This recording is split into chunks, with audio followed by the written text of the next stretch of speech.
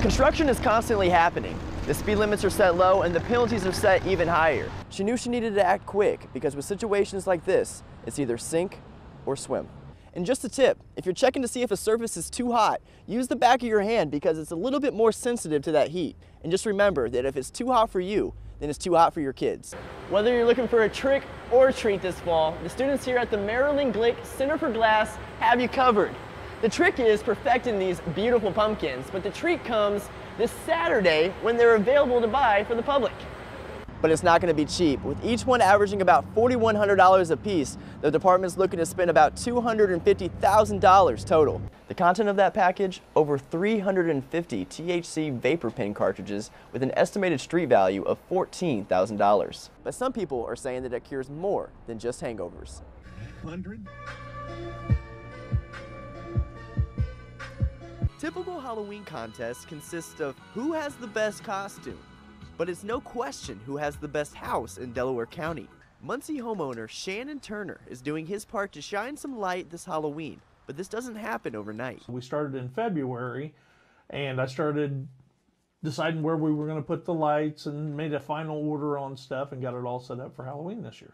So why does he do it? It's mostly for the kids. I mean, I want the kids to be here. I want them to see it and have a good time. Turner doesn't act alone. He says the project brings the whole family together. Everybody loves to get out here and work and do stuff and help out and program and decide where stuff's going to go and where we're going to hang it at and who can see it the best. It's just kind of brought everybody together a little bit. What does his family think about the first year of the light show?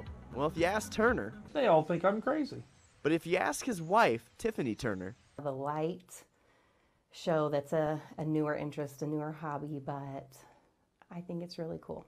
His daughter, Madison Turner, says it's caught the attention of her classmates. People will come up to me at school and just be like, whoa, your house is awesome. Once just an idea, now turned into a reality for the Turners. I just thought we're going to do this. And you did it. Yeah, and you did it. The light show will run every Thursday through Sunday until the weekend before Halloween, and then will run every night starting on Thursday until Halloween. In Muncie, Colton Howard, NewsLink, Indiana. Father God, in the name of Jesus, Father God, that the prayer of the righteousness is not in vain, Father God.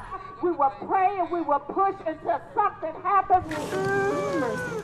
Emotions ran high, less than 24 hours after what family members of 13-year-old Harry Talifer call their lowest of lows. The streets claimed my son's life unfairly, and I'm not happy about it. About 75 people showed up to the corner of Barner and Nimitz Drive on Indy's east side for a candlelit vigil. Every single person in this neighborhood should be out here up in arms over what happened last night. Candles, flowers, and heartfelt notes lay on the ground, mementos left behind in Harry's honor. This is tough. IMPD Police Chief Brian Roach spoke to the grieving community, vowing to stop the violence. We'll bring this to an end. We will identify the people, but it just means that those lives have been impacted also, and also those families. There's not a win here. And when you bring guns to an argument, it goes bad. Those closest to him remember the talented football player as a good student and a friendly face. A child, they say, didn't deserve to die. Harry will never get to be a freshman in high school. He will never get to go to prom. He will never know what it's like to find his wife. Well, Brooke, it may be cooled off right now, but that won't be the case tomorrow. And with dozens of events happening around the city outside this weekend, we want to make sure that you stay cool as well as your kids. We're looking at a metal swing right here, so we're looking at 128 degrees. Under the scorching sun, playgrounds like this one on Indianapolis's west side can reach dangerous temperatures. So hot, Michael Pruitt with Wayne Township Fire Department warns serious contact burns can happen in the matter of seconds. So if a child spends any length of time sitting in that, they could end up with some first-degree burns, and then even over a prolonged period of time, it could even worsen to maybe a second degree. Where the damage starts, 110 degrees. About 130 here. We're looking at about 145 degrees in the mulch. Pruitt used a thermal gun to measure the temperature of the playground equipment. He found all of it was well above the 110-degree mark.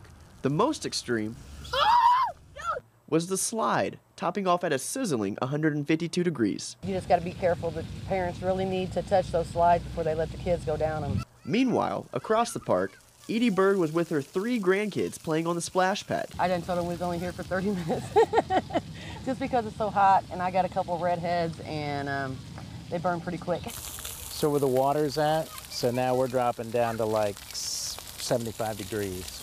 With today's highs topping out at 93 and temps this weekend only expected to get worse, Pruitt urges everyone to be careful. Rotate, make sure the kids are outside for a half an hour, 45 minutes. It's time to get in the shade, maybe go inside, let them rest. Kids will just go and go and go until they don't feel well. And by that point, sometimes we're in trouble. Now, Pruitt also stresses the importance of using sunscreen and staying hydrated. And just a tip, if you're checking to see if a surface is too hot, use the back of your hand because it's a little bit more sensitive to that heat. And just remember that if it's too hot for you, then it's too hot for your kids. Reporting live in downtown, Colton Howard, 24-Hour News 8.